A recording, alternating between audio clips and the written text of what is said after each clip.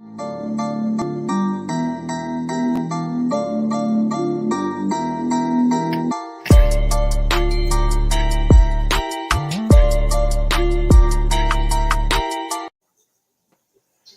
welcome to the 2-Minute Warning. I'm your host, Perry Busby. The 2-Minute Warning is brought to you by the Westside Gazette, one of South Florida's oldest African-American-owned newspapers, and the publisher of the Westside Gazette is Mr. Bobby Henry. How you doing, brother? You know, I am terrific and getting better. And I look forward to Thursdays, not only because of the 2-Minute Warning show, but it gives us an opportunity to really have the pleasure of meeting people and having dialogue and Perry and to get our community engaged in this dialogue. So I'm well, man. I really am. Despite of all that's going on, God is still in control. So I'm cool. Yes, he is. Yes, he is. Yeah. So catch us up on what's been going on at the Gazette this week and what's been causing the print to continue to roll. Well, you know, there are quite a few issues. You know, Val Demings was in town down in South Florida, you know, stomping and doing some good stuff. Okay. So it's always good to allow people to get a chance to see that we are still in the fight. You know, in spite of what people want us to believe, the confusion and stuff they try to muster. Even there was a very interesting story with Brother George Floyd's daughter was on the front page of the paper this week when they signed into that act, you know, that bill. I'm sorry. Also, whoa, man, what freaked me? Man, our school board is still really white, you know, and which several people have emailed me and called me and really voiced concerns about the situation at our school board, the sixth largest school board in the district, with a 42% population of boys and girls that look like you and me, you know, but yet and still, if we put that picture up, you'd see those 9 Caucasian women. Not saying that either one of those women have ill intent towards the education of our Black kids, but it's hard not to fathom that when we see what we see. So, I mean, that's just a little bit here. Aside from these shootings, man, you know, what you think? Yeah. I can definitely agree that we have to make some strategic decisions because while all of this is going on, again, we do know that what they said, coincidence. If it's coincidence, it takes a whole lot of planning for a coincidence to happen. And so, you know, when we look at a school board, as you say, that is lily white, it didn't just turn that way. You know, there was some planning that went into that. It's not by happenstance. It's not a coincidence. So how did we get here? And I think we have to be strategic about how we make that board look equitable to the population it serves. I agree. Let me ask you now, and we're gonna get right to our guests here. But let me ask you this: a hospital shooting? A hospital shooting? His surgeon. And a rifle? I'm saying, look, I'm coming in. I'm not from a gunshot wound. I'm bringing a gun to do the shooting. You know, how is that, man? And not just that, 2 guns that he had recently bought within the last days and hours.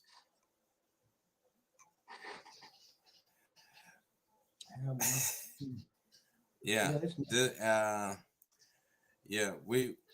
it does cause us to really, and I keep, in fact, I'm tired of hearing this debate about what's causing this. It is just an over proliferation of guns. I mean, if we have if I make something, I'm making it to sell, right? with all this supply chain, we can't have baby formula, but we not running out of guns and ammunition. No, we're not running out of that. No Similac for the baby, but we got a Glock if he wants one. Yeah. Wow, no Similac, but we got a Glock. We got a Glock. One of the profound look at the situation came from Pastor Kennedy in church on Sunday when he gave this education on perhaps where this form of violence comes from.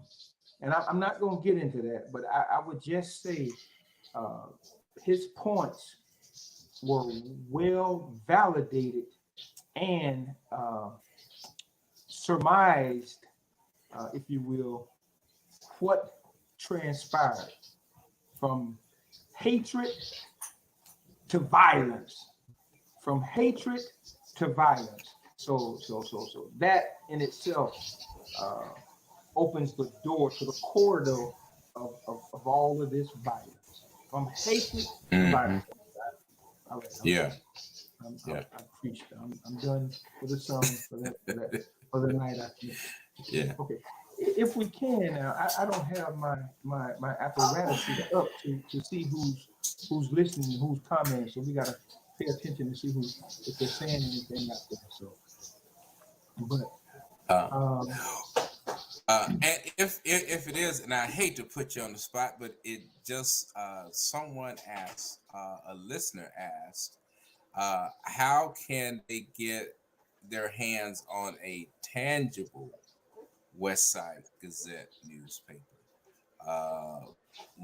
One that doesn't live here and someone who does live here has asked, how do they get a actual paper? Okay. Give us your name and your address. We'll go from there. We'll start that from there. Okay. We can do that. We do have male subscribers, so we can do that. So all we need is your name and your address. And we can start from there. Okay. And we need to make that a point under 2-minute warning. And we'll say that publicly. Okay. Maybe we ought to put up a subscription form on the screen. Yeah. The next one. Yeah. What they say, shame on him who can't wag his own tail, right? Hey, it's a mighty poor dog who can't wag his own tail. Okay. Right. Some of those sayings here. Okay. Now, Perry, that's what you get on the 2-minute warning, right? You're going to get it. Sayings. You're going to get it. You're going to get the truth. The whole truth and nothing but the butt-naked truth. You're going to get it. So let's do this. Okay. Now, we know that the title of the show is to meet the candidates, right? We understand that. And we know that when you're in a political race, if you will, you expect to hear platforms and remedies and promises and all that kind of stuff. Well, at the beginning of the show, we thought we might just tweak it up a little bit and do something a little different. Perhaps you should get to know the candidates.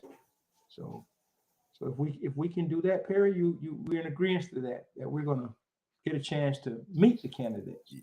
So yes, we will do this in alphabetical order. And if we could, let's bring on Dameka Davis, attorney Dameka Davis, who's running for Broward County Commission District 6. Now, I'll just give you just a little bit, and she'll go into it when we get everybody on and tell you some more about herself. But she's originally from Tulsa, Oklahoma. Now that ought to give you a little insight in itself right there, where she's from, and the fact that her upbringing has been one that has been up close and personal with the penal system, if you will. She's Black, from Tulsa, Oklahoma, firsthand experience with the penal institution. That should shed a little light on, just a little light on who you're about to engage in conversation with. All right, that's that. Okay, good evening. Hi, good evening, everybody. Thank you for having me. Okay. Good evening. We're gonna hold you right there, Dameka. And our next guest is again. Now, she's from Mississippi. Okay, from Mississippi, and has been engaged in the struggle and the marches with Dr. Martin Luther King and Congressman John Lewis from Mississippi, been engaged in the struggle by marching with Dr. King and Congressman John Lewis. And she looks like us, okay? So we'll just give you a little bit so you can begin to form your thoughts and perhaps some questions to ask to each one of these ladies. So if we can we bring on Miss Ruth Carter-Lynch? Mm-hmm. Hello there. Hello, and thanks for having me. Absolutely. Now we're gonna And hi, Dameka. How are you? Dameka, we're losing your sound. Yep, try it again. Still losing. Okay, so you're gonna go back and come on. Okay. While she's getting ready, Perry, you got anything you wanna just do before we get into this conversation? Well, first, welcome, and Ms. Lynch, and glad to see you are in the race. I've had a pleasure of meeting Ms. Lynch, and so I for those who say that they love a lively 2-minute show, I am sure we've got a guest you will enjoy tonight, and not only just a guest, but a candidate. And I'm not endorsing a candidate. I'm endorsing a good person I know in the community and who has a lot to offer. So I'm glad that Ms. Lynch will join us. Dameka, glad to have you back. Mm-hmm. We still can't hear you, Dameka. We're still losing you. Mm-hmm. Okay. While she's doing that, we're gonna work on that. Yeah, we're gonna work on that. So Miss Ruth Carter-Lynch. Yes, sir. We know you're not a stranger to the political atmosphere and all that entails. But tell us a little bit about your upbringing from Mississippi, from under that thumb of oppression. Tell us a little bit about that. You're right. I'm one of the fortunate ones that was born and raised in Mississippi. Unfortunately, I had I was raised by my grandparents, and I had grandparents that were very, very active in the political process, because Mississippi is known for being one of the most oppressive states in the nation. And we couldn't afford to be afraid. I'm just going to share one quick story with you that I remember when I was about 12 years old. My uncle, for some reason, whatever, in Mississippi, there was a law against interracial dating, marriage, and any of that sort. And I was fortunate that my great grandfather was a big time pastor in Mississippi. And we were able to, my Uncle Sammy, we call him Uncle Sammy, he decided that he wanted to date one of the white girls on the plantation. And when her father found out about it, they decided that they were going to hang him, right? So at 12 years old, this is in the early 50s and 60s. This is not something that's been 100 years ago. My grandmother had to bring him to Greenwood, where we live, hide him in our house.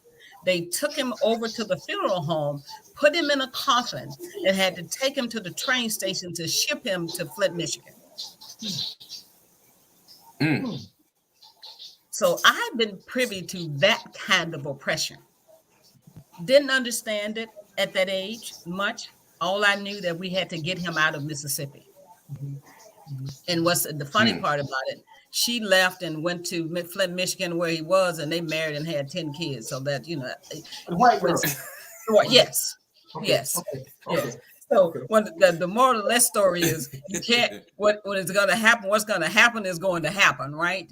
But I want to talk a little bit about after I turned 16, and we went, and at that time, Dr. King, John Lewis, and Stokely Carmichael, Jesse Jackson, and a few other civil rights workers, and of course, James Meredith lived in Mississippi. And they came to Greenwood, Mississippi, because Greenwood was considered the most militant part of Mississippi. And that's where I live. And they came to help the Black people in Mississippi get the right to vote. Because every time we would go try to register, I had to take my grandmother to the courthouse 15 times before she could register to vote. And I just thought it was appalling. But guess what? She went back 15 times. And the 14th time, she said every time we would go, they would ask her for a different piece of identification or paper or something that she needed.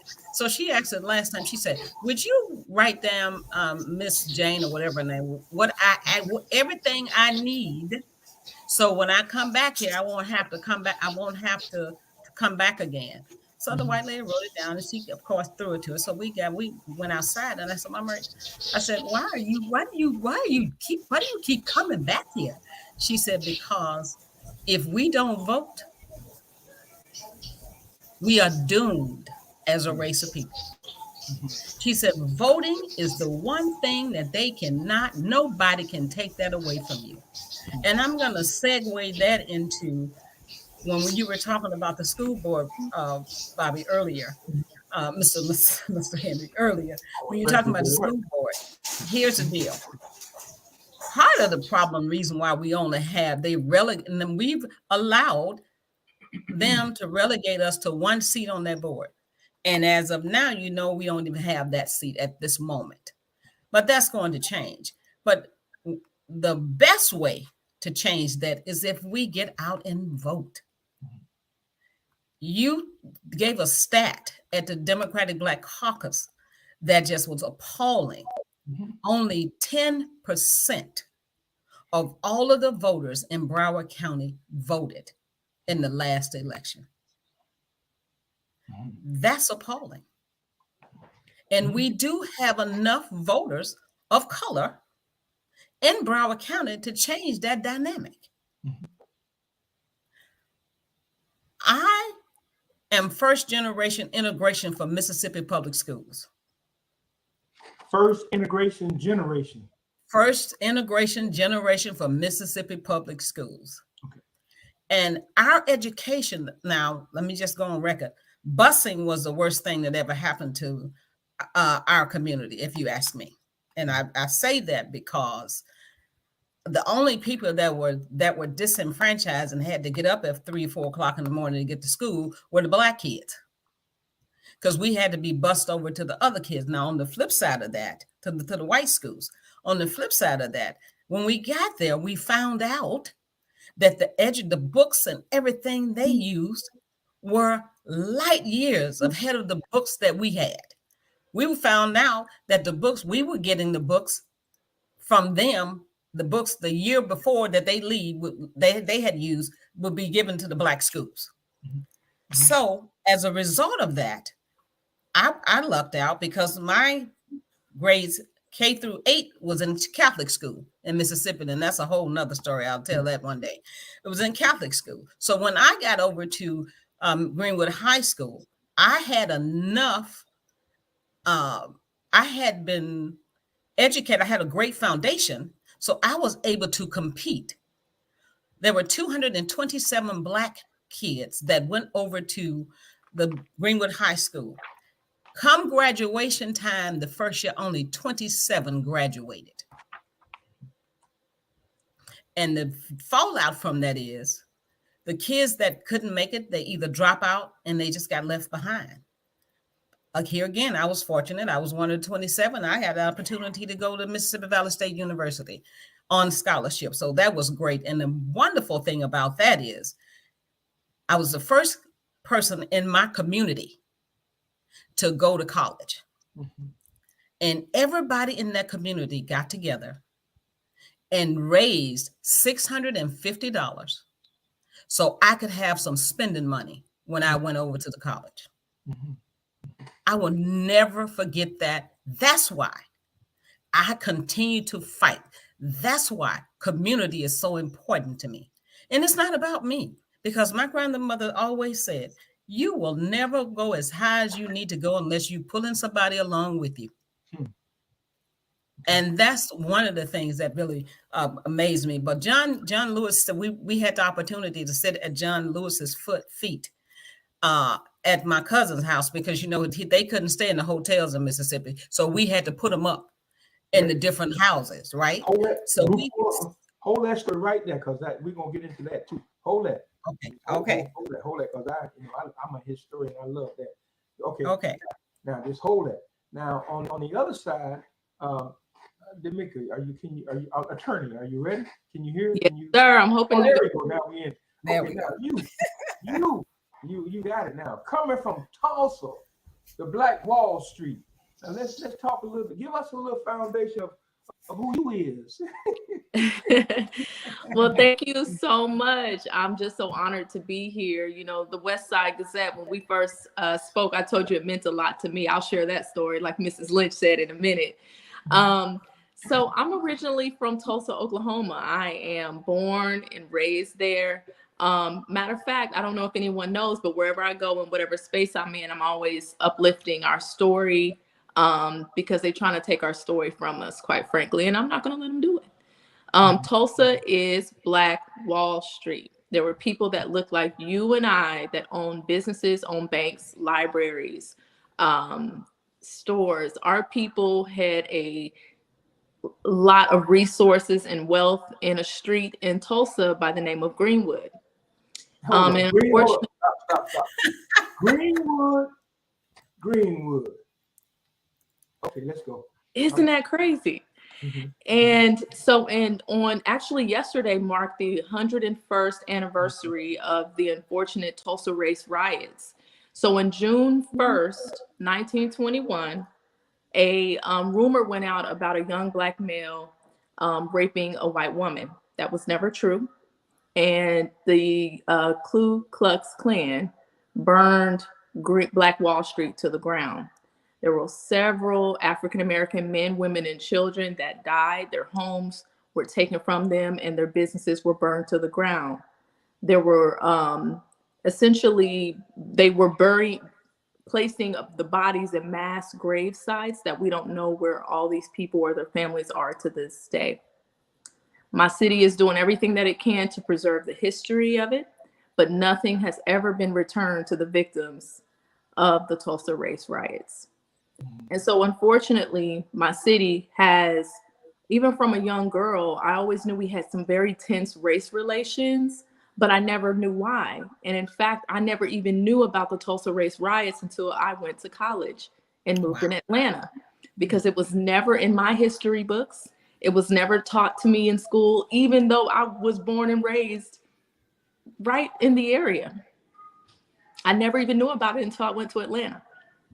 And so part of our efforts have been now this movement, so to speak, has been about preserving the history of our ancestors and their businesses and the lives that they lived when they were very prominent in our community. So I think a lot of it has just been, and then yesterday marked the 101st anniversary. Like I mentioned before, I apologize, everybody. I'm a mom. No, don't apologize. That's life. Come on. Yeah. Thank you, Mr. Henry. That's inclusion for you. Yeah. And so, so part of my life's work has been about not only improving race relations anywhere I go, but also about acknowledging the hard work of everyday people, but that are people that are marginalized and people that want to be heard and live healthy and productive long lives. And so that's my life's work. Okay, cool. And I'm gonna do something. We got some listeners, some viewers out there, and pardon me if I'm looking down. I'm trying to read from my phone. Okay. First of all, Sister Mona Lisa Weber says, good evening. First of all, now if Mona Lisa is paying attention, that means you're getting down to where we need to be. Okay. Then there's another. Now this brother here, Darrell Hope, and I don't know about y'all, but I have family members who are incarcerated. But y'all too cool for that. None of y'all brothers and sisters have not been held in incarceration. But Darrell says, tell them that I'm living proof that the Westside Gazette News will make it happen. There you go. You read it right there. That the Westside Gazette News will make it happen. You will get the newspaper across country. For 30 years while in prison, in 10 different federal prisons, I received the papers. Now that's what we do collectively, y'all. All of us. So and then you have Meredith, and we have corrected that. She was concerned. It was a little noise, but we got that straight. And Darlene Satterwhite Hargrove says, thanks for offering the opportunity to hear District 5 candidates. Now, even though we have one candidate from District 5 here tonight, everybody is welcome.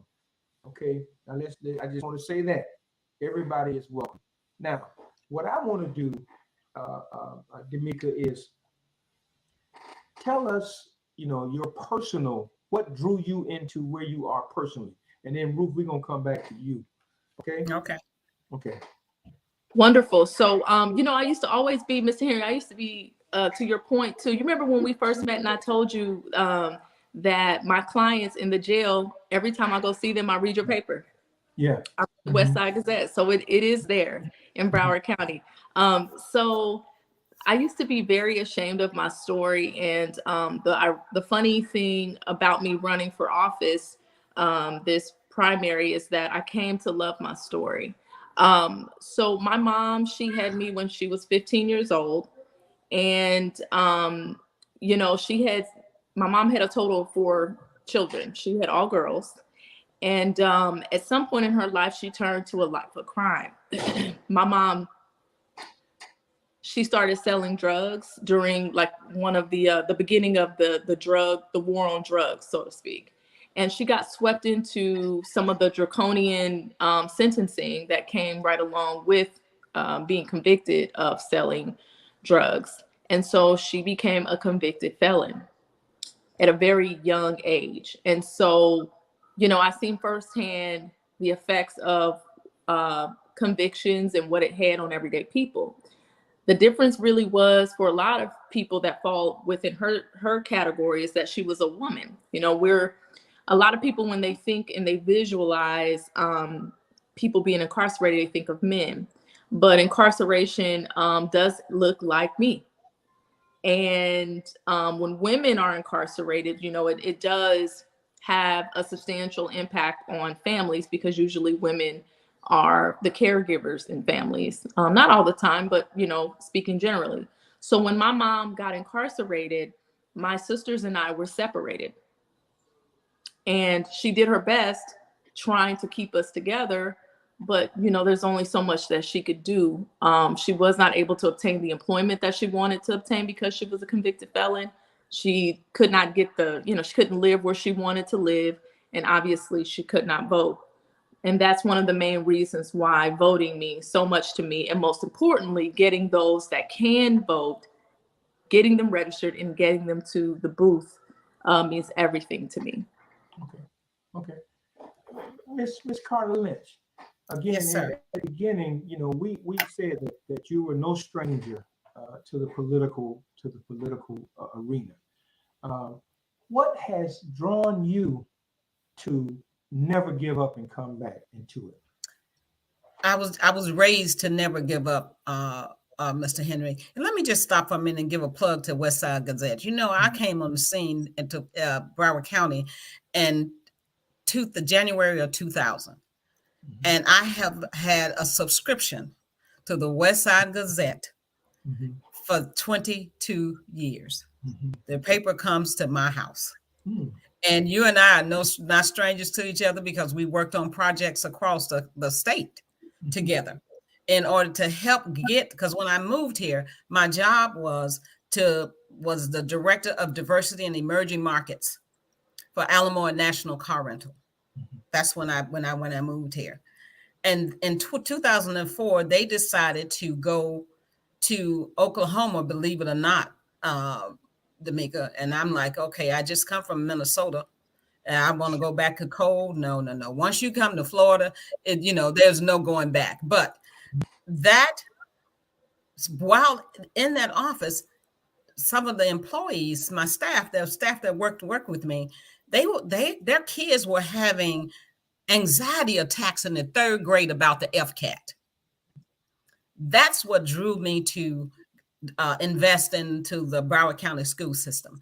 Plus, I was into it all the time because I was a corporate liaison for all the historically Black colleges and universities in the United States of America. And what that meant is that I made sure that FAMU, Mississippi Valley State, all the HBCUs could get money from the corporate entities. And that was part of my job.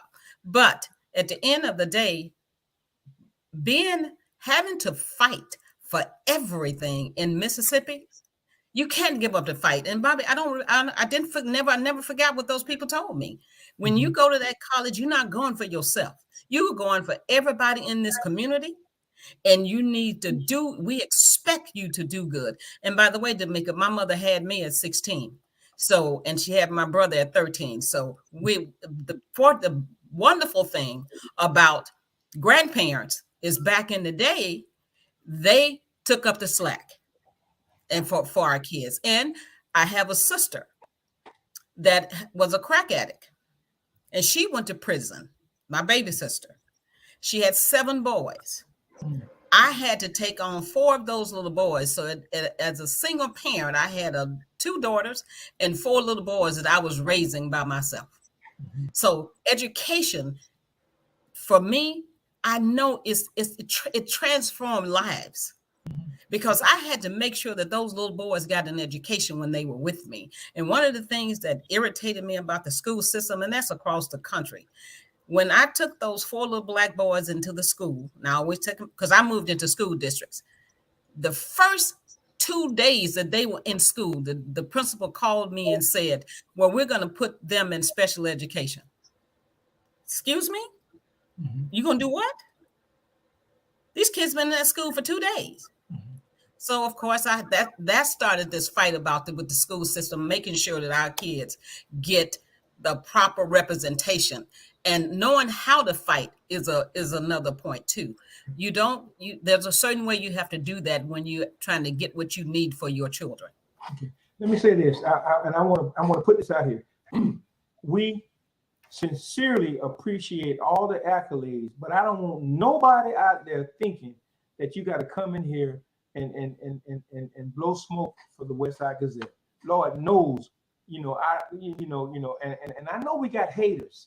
I understand that. Black people are some of the most loving people in the entire world. They love you so much, it rubs you the wrong way sometimes. I'm just gonna say that.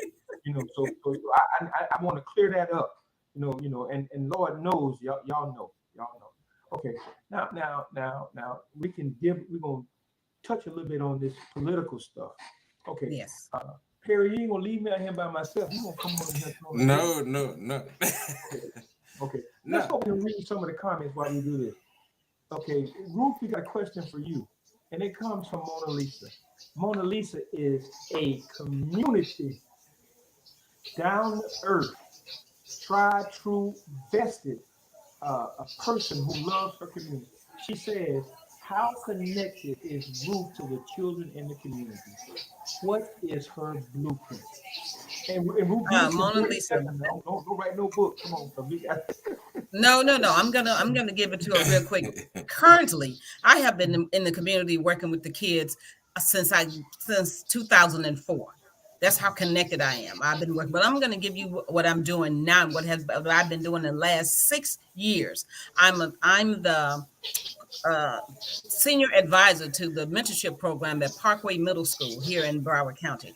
And we have over 150 mentors. It is the best mentorship program in the district. And I have been on the ground of getting mentors and bringing these kids with their mentor to the mentors and bring the mentors to the kids for the last 6 years. We do field trips. We take them up to the courthouse every year. We take them to colleges, and we have so many success stories. And Mr. Henry, I want you to allow me to do an op-ed piece about that, so I won't have to spend a whole lot of time on it. I want to do an op-ed piece about what we're doing, what me and my husband and other people in the community are doing with our children. Let me say this: our pages are open. And Ruth, you can do that, but we're open to all who want to perhaps send an opinion in. You can't do no crazy stuff now. We're not gonna do no crazy. Not you, Ruth. No, we're not gonna tell those we're not gonna do no crazy stuff. Why are you covering your face over there, Attorney Dameka? I'm sorry, you guys. I got a terrible cough. I just got out of trial yesterday, and I think it's just coughing. That's it. Okay. But part of it is laughter too. I had a question. Yeah. I wrote it down. Ms. Davis. Okay, you are running for District 6. Would you tell us where District 6 is? What District 6 is comprised of? What are your plans for District 6? I sure can. I can talk all day about that. So no, talk all day. You in the courtroom. Fair warning. Okay, so I am running to become your next Broward County Commissioner of District 6. As many of us know, because I know I'm talking to a very educated and involved group of people, this year was redistricting. Okay, so that means every year that the census is offered, we got to show up and be represented. So make sure not only you're voting, but that when census comes back around, that you making sure that you're that you're letting the federal government know how many people are in your household, first of all. And due to redistricting this year, District 6 now encompasses Hollywood, Hollandale Beach, West Park, Pembroke Park. And originally it didn't include those areas. My opponent approved a map that now disproportionately impacts African American and Hispanics, basically. But those are the areas that District 6 covers. My vision for Brighter Broward, really, I'm running for marginalized communities. A large part of my platform includes making this playing field even for all people, not just a portion of the people here in our district. I'm running on for several different reasons, but the most important aspects of my campaign is for small businesses. I'm a small business owner. I'm also an attorney, obviously, for education for our children and also for our environment. Those are my 3 platforms. My 3 issues for my platform. Within small businesses, I was really disappointed on how Broward County handled our small businesses. As a small business owner myself, I had to rely on the federal government to save my business. That was the only reason why I was able to press on through during this ongoing health pandemic. And thankfully, I was able to secure the funding that I needed. But, we still have a health pandemic going on. I'm also a mom. Some of you guys may have seen my daughter partially. But we got to get our education system, and the education system here in our county deserves an ally. And I believe that I am that ally. As a criminal defense attorney, I do handle a portion of the work that I do is juvenile based. So I'm very familiar with some of the issues that plague our children and how to keep them out of this school to prison pipeline. That means everything to me. And then we also got to get together with our environment, to be quite frank. we do not have a district-wide nor a county-wide environmental program that will sustain us. We're living day to day. And we don't even have basic things like a recycling program, here. We have nothing. And so those are my 3 issues that I plan on bringing to not only to District 6, but to Broward County.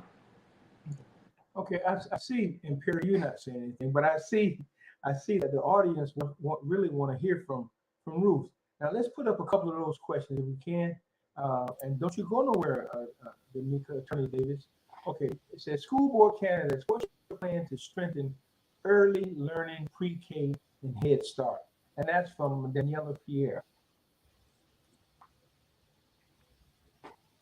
Okay, Daniela, thank you. And let me just say this. I'm a board governance trainer, and board members' hands are tied in a lot. Let me tell you what board members are responsible for. They're responsible for supervising the superintendent. They're responsible for setting policy. They're responsible for the budget, for okaying the budget. And they're supposed to be good advocates for the community to the school district. Those are the main 4 things that school board members do. Now, what I can do is I can advocate for different programs to strengthen the pre-K, from pre-K and elementary schools. I can do that. But most of the programming and that type of thing is done through the superintendent. I just need to make sure that I build consensus and have a good relationship with my other board members and have a great understanding of what the needs of the community is, what the needs of the community are.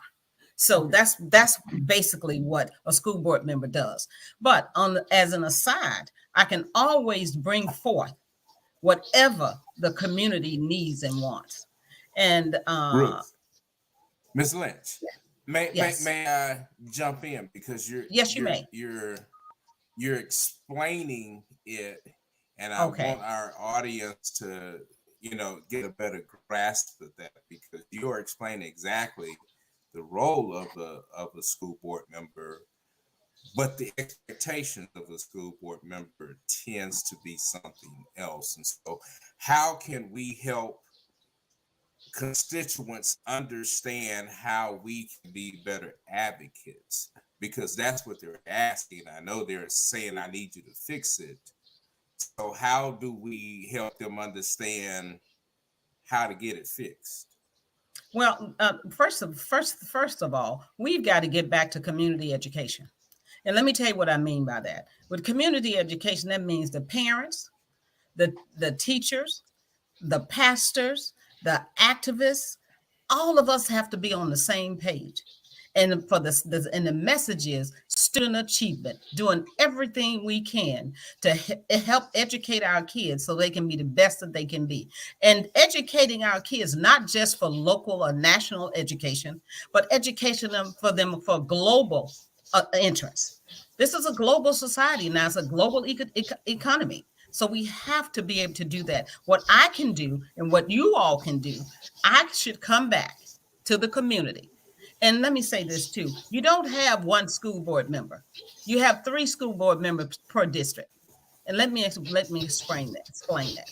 You have 1 district member, which would be me. That's what I'm speaking into existence. And then you have 2 others. You have the 2 at-large school board members. And they're supposed to represent the entire county.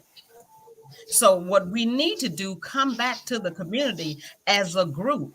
And what we can do is bring the staff members that actually have the responsibility and accountability for our needs to those meetings so the community have a chance to have access. The problem with us, Perry, is that we don't have access.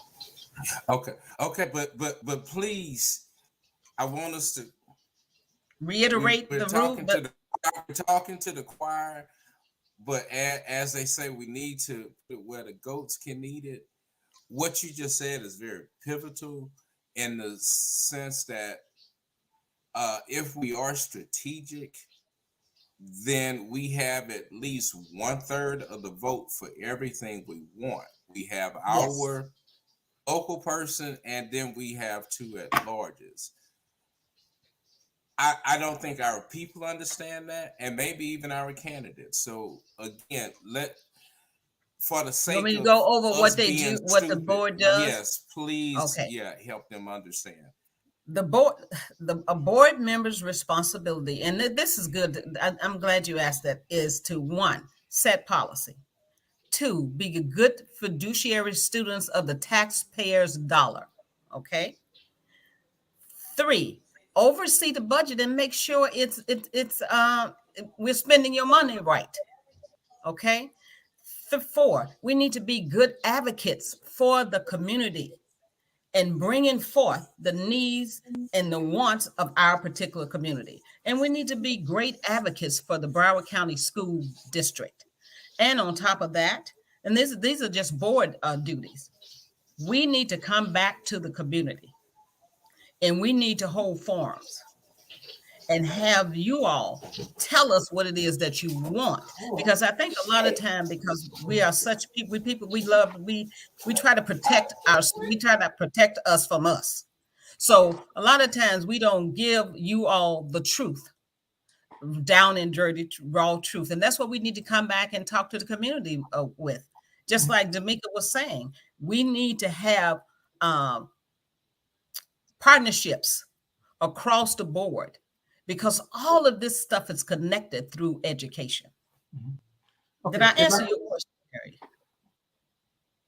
If I could, let me interject something here.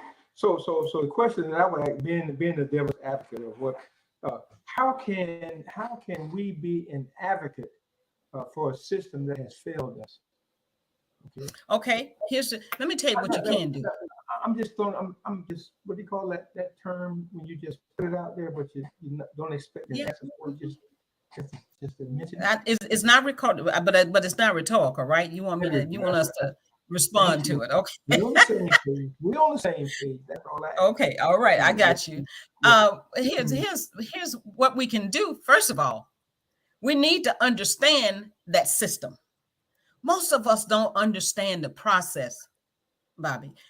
We have to understand the process. And I blame those of us who are politicians, some of us, for that, because we don't come back like we should and do and give you all the information raw. Like we need to do that. We need to let everybody know what it is that you can do. Let me tell you, case in point, Parkway Middle School is coming up on the budget. And I need to make this plug right here. It's coming up they're going to look at it on the 21st of June. We need to pack that house. We need to have as many people up there as possible, because when you put pressure, and think about it, the school board, your one district member, she's only 1 vote. We need 5 votes to pass anything, right? So if we get the 3 board members on board, we get the 2 at larges and your school board member, all we have to do is build consensus with 2 other members and we got what we need. Let me answer this, Ruth. That's a good point. So why are 5 of us running in the same seat? Why don't we run all across just put black folk everywhere? Mr. Henry, I haven't the slightest idea. Okay. Because maybe people think, I don't know. I'm running. Let me tell you why I'm running. I'm running because I know education can transform lives. 2, I know how to navigate a board. 3, I don't have any fear about what's gonna happen to me. And 4, I have access. I've spent the last 22 years building relationships and building consensus in the educational arena. So whatever you need, if I don't have it, I know where to go get it, or I know where to send you to get it. That's why I'm running. I'm running so I can help our kids get what they need.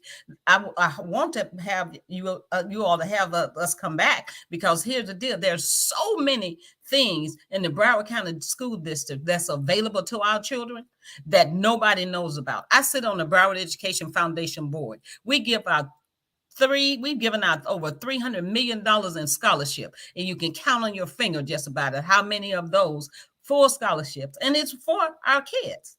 So I'll have to I can bring somebody to talk about that. We have JROTC, we have Cambridge, we have all of those different things. And then don't forget the technical schools, okay? The technical schools are in the top 5 in the nation for Broward County. So those are a lot of things that our community just don't have access to. Okay.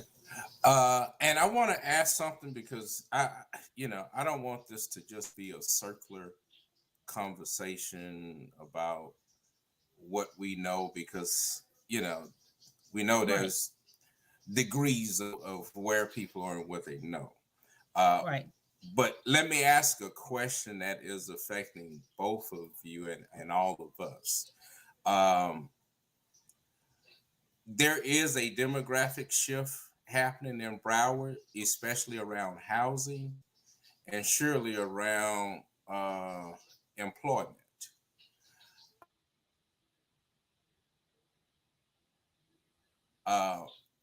What is your vision for the youth here in terms of livelihood beyond high school here in Broward? We have families struggling for a home, and we have a housing market that does not meet the current livable wage that's offered here. So one, how do we bring business and how do we prepare an industry beyond tourism? Because that's the driving force of what we have. And these are the real things. At tourism and where we are in tourism, we are with working class individuals. Where is the professional class? Because Broward is losing it. And without a professional class, with those parents, now we're seeing our neighborhoods now starting to not just gentrify, but in the next 7 to 10 years will be obliterated. Because of shifts, people are Broward as a home is becoming less and less of an option for people. So how do we attack that as county commissioners, and how do we protect that as a school board trying to create a workforce? You want to take that, Dameka? Yeah, let's see. Sure, I can start off. As Mrs. Lynch has been saying this whole time, and you guys probably been seeing me hemming and hawing, as my grandma used to say, education saved my life. Absolutely saved my life. I know that sounds very cliche, but your candidates for these school board positions are everything, especially right now, which is why I wanted to let her talk. I didn't want to interrupt her, even if that meant I had to be silenced. Education is everything. And I think for me, one of my key pushes, if I am elected or when I'm elected, as Mrs. Lynch said, is getting our students to graduate from high school. I don't think I've ever been or been witness to generations of children that don't even make it, that don't care about just getting to the finish line of high school. And studies have shown us time after time after time that when children are not in school, they are being subjected to the criminal justice system. And they're becoming victimized by other things. They're more susceptible to other things. I see it every day. So I think one of the key pushes for me as an education ally is to get our children to high school graduation.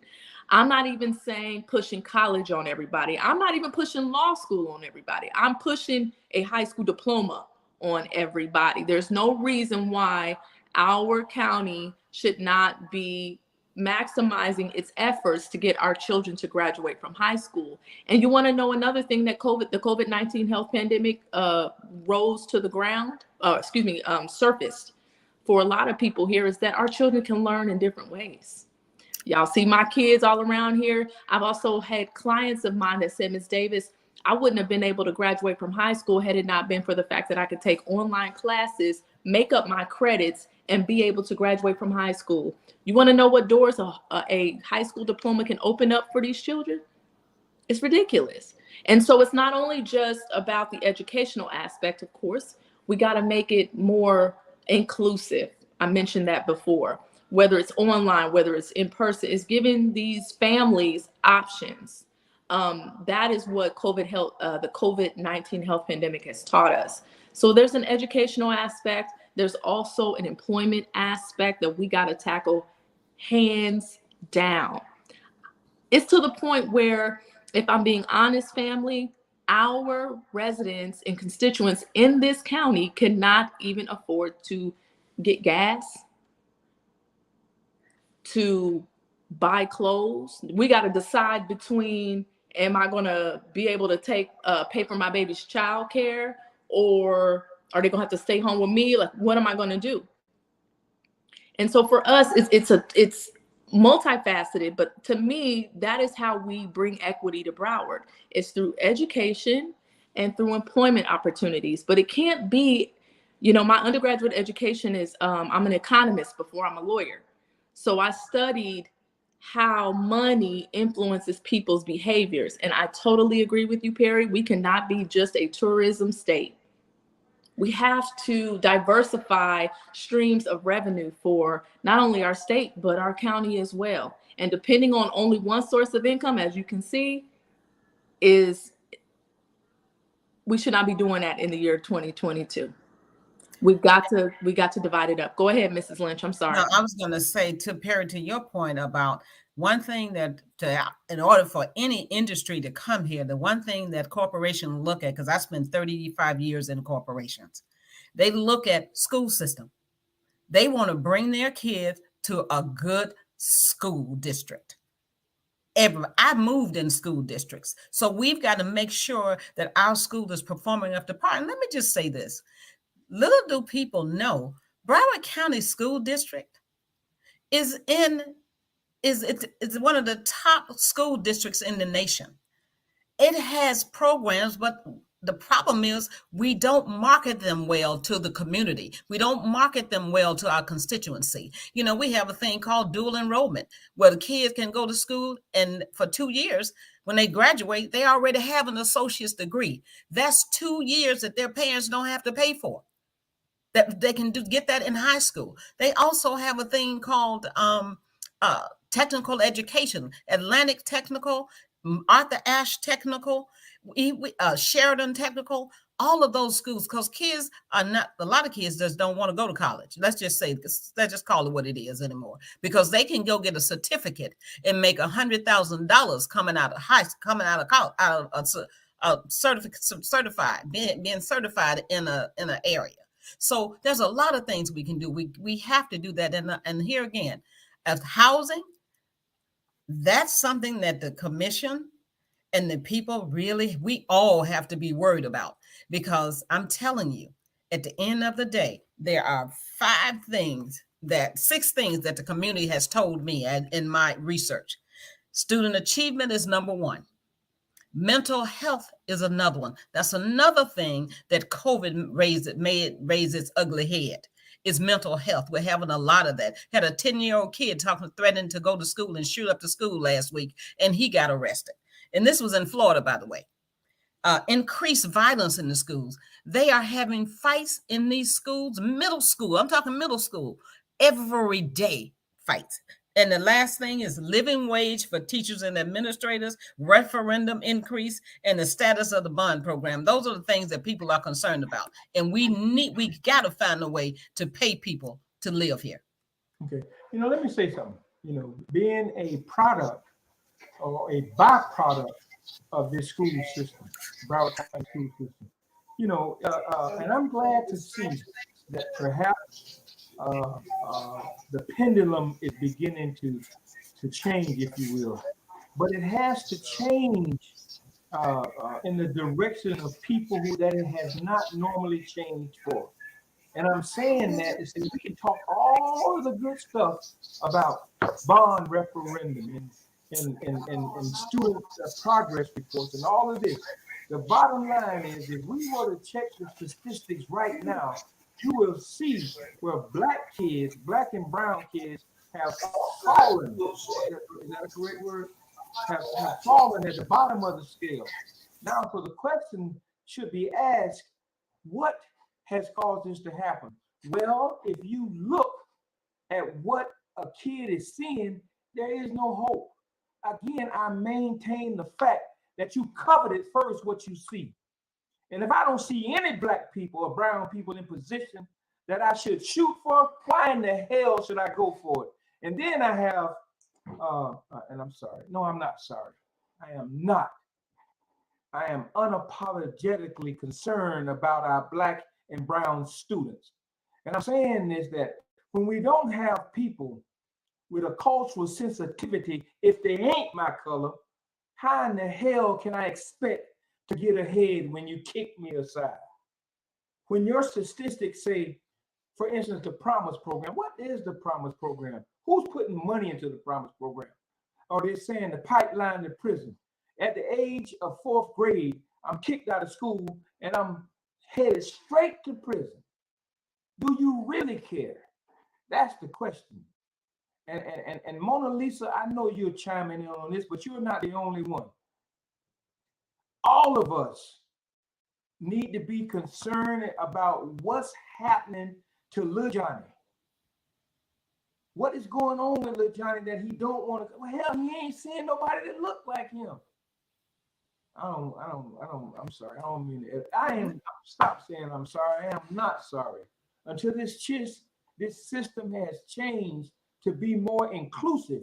And don't give me no all white school district people that sit at the helm to tell me that they're so concerned about our kids. Because I'll take you back to Brown versus the Board of Education, when they said with all deliberate speed they would change, and it ain't changed yet. So don't give me no handkerchief head Negroes who sit in position to keep the status quo.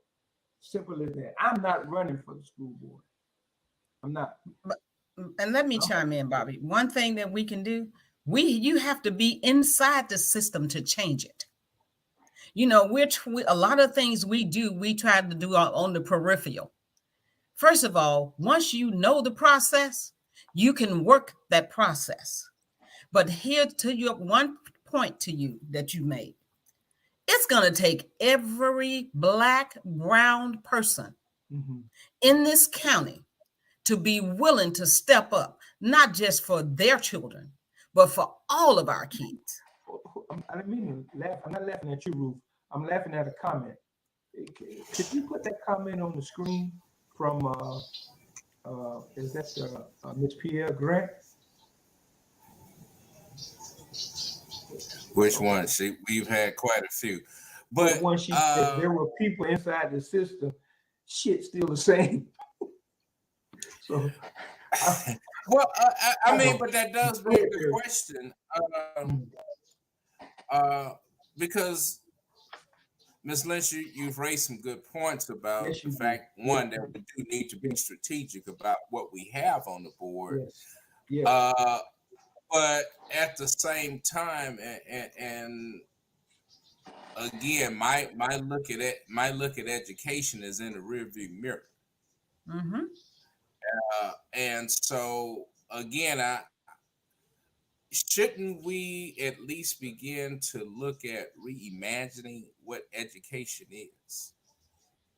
First of all, I mean, and I think that again, I think our parents aren't hearing hopeful talk, and I think that's just become somewhat of the norm of our politics.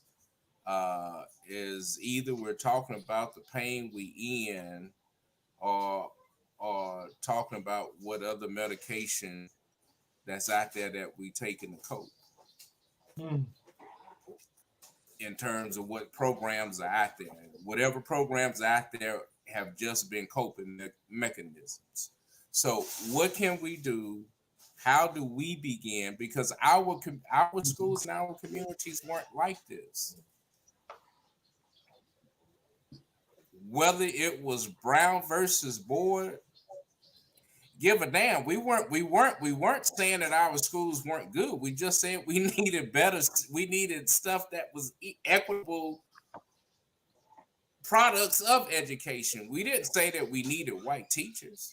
We didn't say we needed white schools. We just needed good stuff where we were. So what is it that we can do to bring some good stuff where we are?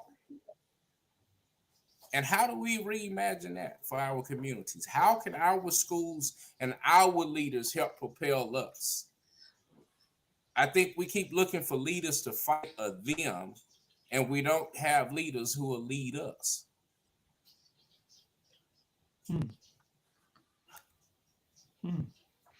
Okay, Joe Tolliver says Broward schools should consider offering free certification programs for residents. Example, CDLs, HVAC, general contracting, electrical, all that good stuff. Let me tell you this, Joe. There was a time where vocational schools were within Black schools. Dillard had automotive, paint and body, sewing, Hollywood Hills, South Broward. They had all this stuff. But parents, a lot of parents didn't want their kids to get involved with vocation. They wanted their kids to go to college, to be a doctor or lawyer. They said, never mind the paint and body man, the lawnmower repair man. So we shot our own selves in the foot, again, trying to be assimilated.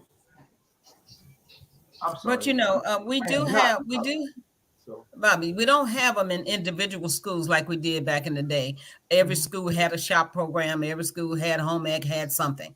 But now we do have the technical schools, and they do have those things that Joe put on the screen, asked about in the chat. A lot of those things are in the district. Now, how available they are, that's another, we have to take a look at that. I wish I can tell you could walk across the street or go down the street and get those programs. I can't, but I know they have Sheridan Technical, they have Atlantic Technical, and they have Arthur Ashe. Now, the programs, I don't know all the programs that are in those schools, but they do have them there. And I know one of our challenges right now for the people in the community is trying to get to it. Trying to find gas, trying to get to it. So we have to make these things, and I say we have to fight for these things and make them available to our residents. That's one of the things that we have to do. And what that looks like. To your point, though, to your point, we did have an opportunity to bring a forensics lab into our community. Bobby, am I wrong about this? We had an opportunity to bring a forensics labs to our community, and our community leaders help lead us against something that could help our kids. Oh, okay. Let me. I mean, let's just say it what it is. It was an opportunity, and our leaders led us to not want something that was for our betterment. But let me say this, and I look. Fortunately, we're not jumping. You know. No. Look, I'm enjoying this. This is great. This is great. Look, this is great for me. I'm okay. I'm a big girl. I can take it. You know, that's not a problem. And I'll expect you to. But my point to that is, I think, and this is just Ruth Carter-Lynch from a 10,000 feet level, looking at it from her perspective. And I don't live in the community, but I have empathy for the people that live in that community. Before you bring it to the table, when it's in the schematic stages, you need to include the people that's going to be affected by it in the initial process. Then you might have a different outcome. That's my 2 cents on that. Okay. And again, that's leadership. That's all I'm saying. I'm not saying that it wasn't. It did. It faltered on some of those same notes that you said. And so again, the point was our leadership led us to make a decision that maybe, one thing that I'm going to say to you all, and I said, one thing that I'm going to do is total transparency. I want to make sure you can't help me unless I tell you what I need help with. So I'm going to come back and tell you how you can help me help you in my position. You know, this and come on, Attorney Davis, you got to hear from you too. You commissioner candidate, you know. Yeah, because that affected both of them. Right. Yeah. And I couldn't agree with you more. Mrs. Lynch has heard me say this a million times, and I'll say it again. The people closest to the problems are the people closest to the solution, period. And I can't say it enough because, you know, I am just so tired of people making decisions about us without including us. But understand, everybody, that it works twofold. You're saying you're sick and tired of a particular outcome or a situation or a problem. Like Mrs. Lynch said, you got to be a part of it. You have to be proactive, that you have to seek it out, follow it through, stay on it until pressure is applied and you see the solution that you want. Ms. Lynch said it. Everybody here said, we don't give up. We don't stop. I don't care. I do it every day. I'm about to fall asleep. That's how much I do it. I fight against a system that is literally set up and designed to systemically impact people like you and me every day. I even walk in some days knowing good and well it ain't gonna go out the way that I need to go out, but guess what? I'm gonna be that pebble in their foot, and they're gonna feel me every bit of the way. You gonna feel me? Okay, and I truly believe that this is where the disconnect comes. The fact that we as citizens, as voting citizens, have been disenfranchised by our own people. You know, we have been hoodwinked and fell into the bovine excretion, into the bullshit, if you will. You know, and so therefore you're asking us to come out of this fog, and we still see the SSDD, the same stuff, different day. We see it constantly. And to hear breaths of fresh air. Now we need to see it in action. Tell me how you're going to get our community school back involved. Tell me how you're going to bring that back to Dillard Elementary or to the Dillard High School or to the Sir Stranahan High School. Tell me how the commission, the district that you're in, you're going to fight for my housing when the landlord want to put me out and I can't pay my bill. Tell me this. You know, this is what we need to hear and see. So many times we have been pulled into the foolishness of disenfranchisement by our own people. So now, all right. Well, I'm just going to say too, that's an excellent question, and one that me and Mrs. Lynch are not running from, and I'm happy to answer it. So it is about transparency, but it's also about accessibility. I want to let everybody here, all the viewers here, know the Broward County Commission has meetings while you're at work. And so if you want to comment, and they also put out the agenda prior to the meetings, but you have to have internet to be able to access it. You have to send an email if you want to make a public comment, because they're making decisions about you while you're at work, because most of us cannot afford to not go to work every month and attend an in-person meeting and speak with the commissioners and look at them eye to eye. So it's not only just, and they also, the commission also publishes the information on the Broward County Commission website, but it's hard to find. If you don't know what you're doing, you're not going to know how to access it.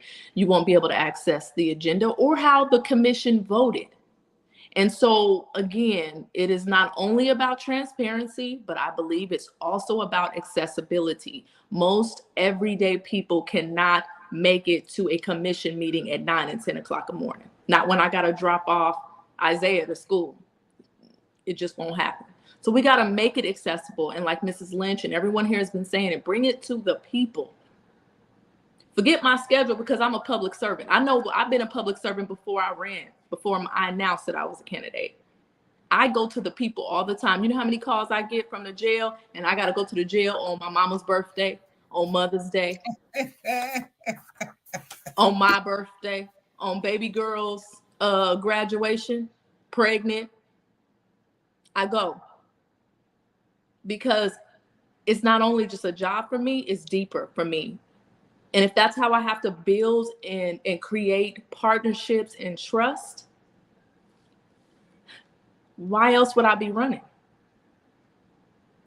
And I'm going to chime in now on that particular piece with Miss Davis, because I agree with her. Look, unfortunately, people, they couch these positions as part-time jobs, right? This is not a part-time job. And I've been blessed enough that only thing that I have to do is do this particular job. I'm blessed that I can do this 24/7. I'm available and accessible. And that's another thing. We have to be available and accessible to our constituents. And guess what? When you call me all the time, I'm going to talk to you, but it's not going to be yes all the time. And you're not going to get everything you want every time, but you will get some attention. And on the flip side, another thing, we can't just be concerned about our children. I talk to so many people just want to be concerned about their children. We have to be concerned about every Black child in this district, in this community. And I mean from K through 12 and up, because we are hurting. I see it every day, all day. We are hurting. And let me tell you something. I'll go in any community. I'm not afraid of my people. Let me just say that. And I don't think I'm too good to be in anyone, because I came out of Greenwood, Mississippi. And trust me, you don't get any more in the community than that.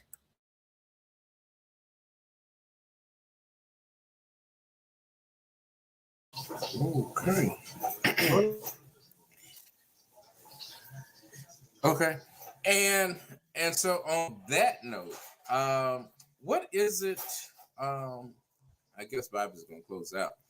But looking at your prospective races and kind of especially in terms of the commission, and we talked about this. How can we help get out of this? And I know you don't have an answer for this per se, but what is it that it's going to take for us to understand this political game? Again, we tend to think that we have a Black seat on the county commission. We tend to think that we have a Black seat, on the school board, and we find out that we really don't have anything. We find out we got 5 constitutionally elected officials, and whether or not you feel like that means something, those are not Black positions, and we can see what's happening with that. So how are we going to build consensus in these times? Because we really need to have it. We have a Black elected officials that organization that is teetering, in terms of who's going to be leader, where we're going to find leadership there. So how do you look at building consensus within the community? Because that's really what you're going to need. Perry, let me just say this. You put yourself out there like candidate Davis and I are doing. And you have to understand, it's not that people don't like you. They just don't like what you bring into them. Right. And you can't take this personal. You have to be able to withstand the storm and understand that we are all in this together. It's no big I's and little U's. Okay. It's all of us. And we have to, once we get access, we have to be willing to give access. Sometimes it's so amazing to me. Some of us hold on to information like it's Fort Knox. We have to be willing to share it all and give it our all, because at the end of the day, by the grace of God, there go I in mine. And on that note, if you want the truth, you vote for Ruth. I guess now is the time to do a good wrap up. So we do extend the opportunity for all the candidates to come on and share in this conversation. And we will send formal invitations, and we've asked. So let's just keep it going. All right. Bobby, let me just say this quickly, and I know Dameka Davis. If anybody want to know all of the things that I've been doing in the community with the schools and with the children, they can go on my website at www.vote4ruth.com, and it lists out all of the things that I've done in this community from the day I came here. And I will continue to work. And let me just say this: win, lose, or draw, and I think I'm going to win. Guess what? I'm still going to stay in the fight. I'm still going to be out there making noise. And I probably would be a great agitator. Thank you. Mm-hmm. Good. Okay, before we come to you, Attorney Davis, Catherine has had an in-depth message.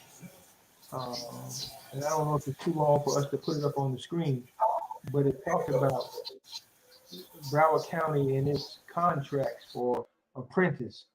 Do we have that? Okay, there we go. Shall I attempt to read this? But you guys, the audience can see, right? Commissioner Steve Geller has a new construction apprentice program ordinance requiring contractors and subcontractors to hire 12% of their workforce as apprentice on any construction project valued at $5 million or more. He hosted meetings and stakeholder groups like unions and apprentice training programs in Broward County Public Schools, Atlantic Technical, and CTACE to educate and change mindsets of the children to provide these on-the-job training opportunities and fill the, is there some more? Okay, we're not seeing the entire message, we still maintain, and this goes for Black-owned media across the county, across the state. If you want to get to our people, then you should use our people. But I'll leave that for another day. I won't seem like I'm whatever. But to that point, it is, thank you for that, because that is, again, things that we need to hold the commissioner and all commissioners accountable to, that they do maintain that 12%. And what does that 12% look like? Because chances are they can meet their 12%, and most of that workforce would be outside of Broward, and that workforce would be either, So there seems to be some contradictory things here. One viewer says, and that's Mimi Robinson. She says that that's not Geller's program. It's Broward Economic Development's program. So if that's Broward Economic Development Program, that falls under Sandy McDonald. So we can verify that. You can call his office and get that straight. The other thing, I received a phone call. Now, Bob. I received a phone call from a lady today, and she asked about, the question she asked was, why was Broward schools open on Juneteenth? Yeah, really, we know Juneteenth is that Sunday, but that Monday is celebrated from a federal holiday. So she asked the question, they're doing an event, and if we can put that flyer up on the screen. Well, Bobby, can I talk right. about that? What the Juneteenth? Yeah, can I talk about that? What it's the start of summer school, and I talked to Ms. Simmons about that earlier. And I have a call in to our current board member to find out the answer to that. And I promised her I would get the answer to that, and I will give her that answer on Monday. Okay. And or tomorrow, because I don't know whether it's I can't speak to it directly because I don't know whether it's an oversight or not. But guess what? I can call him in a few minutes, because let me just say this. Why don't you call him right now while we're on the show? Give him a call and see if he can. Okay. Let me do that. I can do that. Yeah. But in the meantime, Attorney Davis. Or is the holiday that Friday? I beg your pardon? The question is, why can't they start summer school a day after Juneteenth? That was her question. Okay. And that's what we need him to find out for us, right? Okay. Very good. Right. And that's what I was asking. Were they, since Juneteenth fell on the weekend, were they recognizing it on Friday? But it's a federal holiday, isn't it? All federal holidays are recognized the next day. Yes, that's correct. It became a federal holiday last year. And to be fair, I don't know if it's something that Broward County is trying to resolve and smooth out, but as far as I know, it became a federal holiday last year. I'm originally from Oklahoma, so I've always celebrated Juneteenth, but I think it's relatively a new, I don't want to take away from the history behind it, so I say it with respect to everybody here. But to be fair, the federal government did make it a holiday last year. So I think it's just people are just on to it on a national level, if that makes any sense. No, I was just putting it in the same frame of reference that if the 4th of July was on a Sunday, I agree. Do they give you the Friday off or do they give you Mondays? I'm not sure. I agree. And so the I know my office will be closed on that Monday. So school is not out on I hear what you're saying, Perry, but school will be out at that time, regular school. It's summer school that she was concerned with. And no, I wasn't trying to and I put a call down to him. Right. And it went to his voicemail, but he calls me back. I have to give him that. He calls me back, and I have met with him. And let's just face it, he's gonna, Let's get him on the show too. Okay, I will definitely give him your number, Mr. Henry. I'll give him your cell if that's okay. That's fine. Let me do this right here. Let me say this since we were talking about something. And I'm reminded from one of the greatest oratorical voices that I've heard, that I've read, was Frederick Douglass. And in his speech on the Independence Day of this country, he asked the question as eloquently as only he can. He said, "What do I, or those I represent, to do with your national independence?" I should not go on and finish that. I'll leave that like it is. But we're going to wrap this up. And Miss Davis, Attorney Davis, if you can, leave us and our viewers with the reasons why they should vote for you. Now, I'm going to put you on the clock. You just tell me when I can start. You can start now. Go. Okay, thank you very much. Broward County, you should vote for me because I'm running for people like you and I. I am a product of of the voiceless. I do it each and every day. I go before elected officials every day and I fight for all of our rights in court. I'm an attorney. I'm a civil rights. I do criminal and I also do civil rights work. And I'm very much used to all of the issues that we've been talking about. And I know how they affect and impact people. You should vote for me because I am running to bring equity to our district. It's not about equality. It's not just about equality. Let me rephrase that. Equality says you deserve to be heard, and that's wonderful, but equity does the work. And so I always tell people that you should vote for me because your vote for me is a vote to bring equity to Broward. Thank you so much, and I look forward to hopefully meeting you virtually or in person. Okay. You should vote for Ruth Carter-Lynch because I am ready to get the ball rolling day one.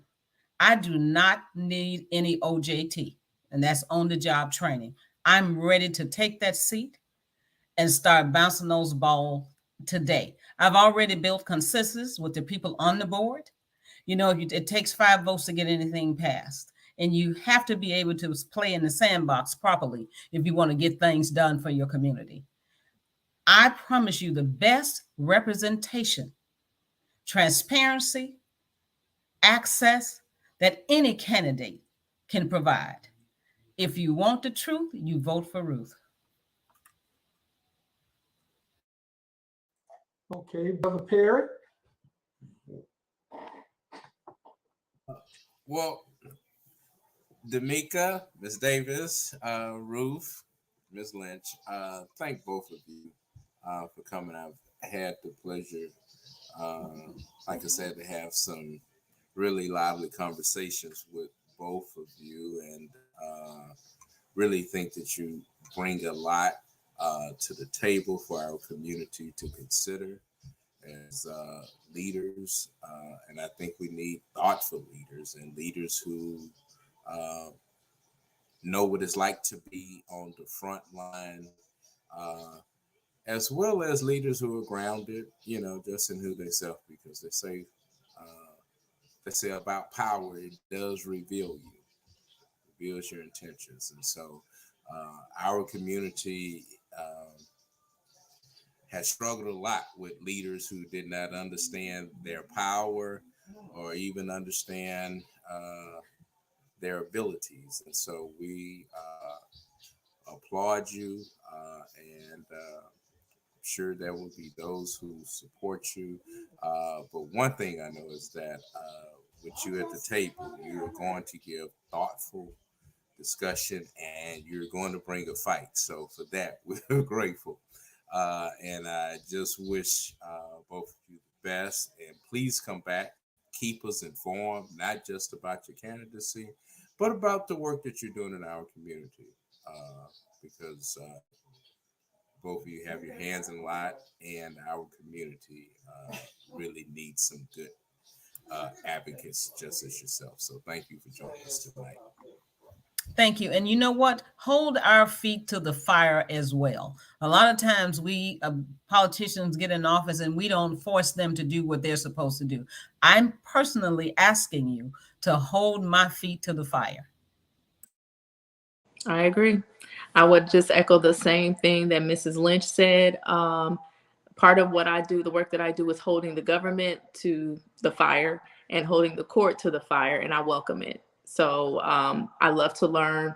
I'm open to constructive criticism, and I'm here. I'm just here to make sure that our community moves forward. So there's no ego involved in that. Okay, I see that there was some clarification that went between Ms. Robinson and Ms. Menace, and they seem to have worked that out.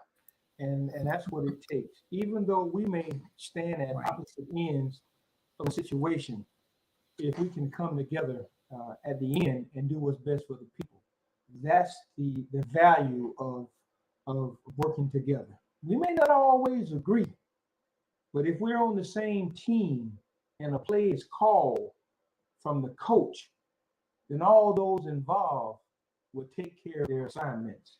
So I want to say thank you very much to both of you ladies. Again, we offer our platform to those who are running for office, but to know that we may not agree, but we are respectable in our points of interest, if you will. And I will not apologize for my feelings of truth and honesty when it pertains to the uplift of my people in particular, and those who are downtrodden in general. I won't do it. And I won't sell out. And I'm going to speak truth to power. And hopefully, one day we will learn to speak daily with our dollars, since America seems to understand dollars more than they understand us. So we need to do that. And we need to vote. We need to vote like our lives depend on it, because it sure does. So, ladies and gentlemen, we appreciate the conversation. And to those who engage from the audience, we appreciate you. Please don't stop.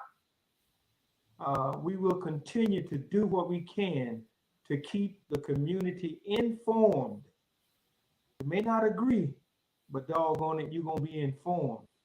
Thank you very much. God bless. And see if I can leave you with a little something, something. Let's see if we can get it. And thank you all again, and appreciate the platform. Me too. And Mr. Henry, I was going to say, could you make a quick plug, or may I make a quick plug about getting the people that are within the Broward County Jail registered to vote? You know I wasn't going to let that drop. Yeah. I do apologize. That's one thing we missed. If you could, and give us, can we do it in a nutshell? If we can, that's so important. Yes, sir. Okay, everyone. I just want to bring it to your attention that I spoke with Supervisor of Broward County Office of Elections, Joe Scott. If you could do me one thing and one thing only, make sure you call Joe Scott and Sheriff Tony in the morning and tell them that as long as people are not convicted of felonies, that they should be able to register to vote when they are released from the jail. I really, really, really need you to do that for me. That's the only thing. You know, maybe we can come back and you can talk about that. It happened in Georgia. It happened in some other part of the country that they actually did that. And we need to be aware of that. Okay, I think it was in Summit County in Akron, Ohio, where it was done. So we really need to talk about that. Yes. Okay. And I know you have to go, Mr. Henry, but let me plug this, but because it would not be good if I didn't do this. We are having the Democratic Black Caucus is having their Juneteenth celebration on Monday, June 18th. And your own Bobby R. Henry Sr. is our master of ceremonies. I forgot it. Oh, Lord. No, I reminded you. Yes, thank you. Do it again. Yeah, and also too, I'm going to do this. The NAACP. What date is that? What date is that? June 18th. It's the 18th? It's that Monday after Juneteenth. Okay, that's the 20th. That's the 20th. I'm sorry. Thank you. Okay. It's the 20th. That's what. The Fort Lauderdale Broward branch of the NAACP, they're having a virtual wake up black vote, and they're going to have some of the candidates who are running for Broward County Commission. Bobby DeBose, I can't pronounce this lady's name, I'll mess it up.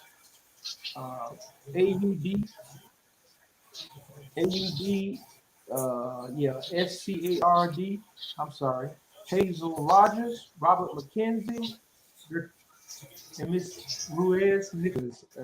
I have a tendency of really messing names up, but that is happening on Thursday, June the 16th at 7 p.m. It'll be an hour before our show.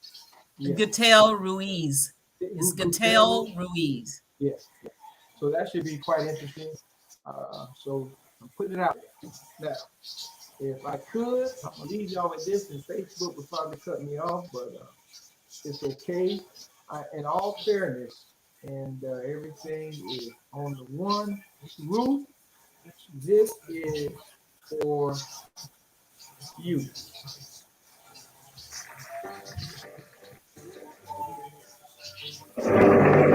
Mississippi, goddamn, it's our last tune. We had some requests for it.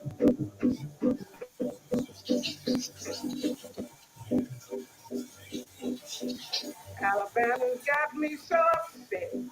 Tennessee made me lose my rep.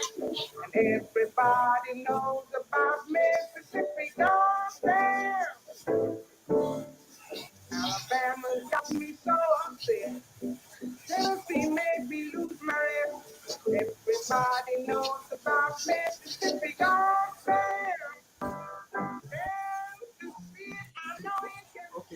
the great Nina Simone. Leave it to you, Mr. Henry, to send me out properly.